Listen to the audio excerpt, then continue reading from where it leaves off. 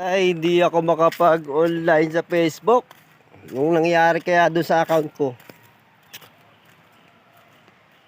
Na-hack na yata yun eh.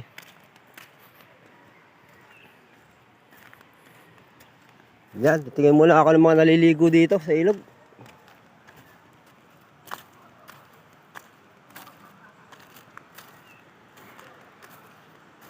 Dahil ko palang tao.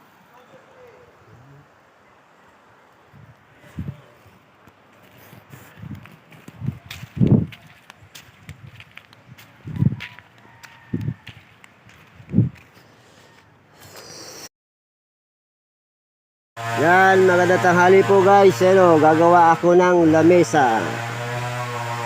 Yan, kakain yung mga plywood.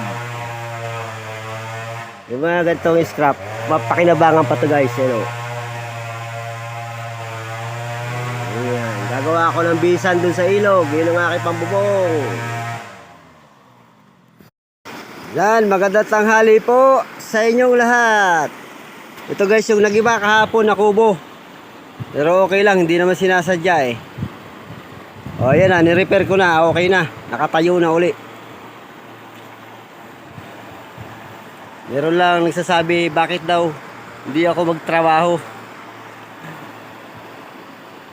Tatayo ba ito kung hindi ito tinrabaho?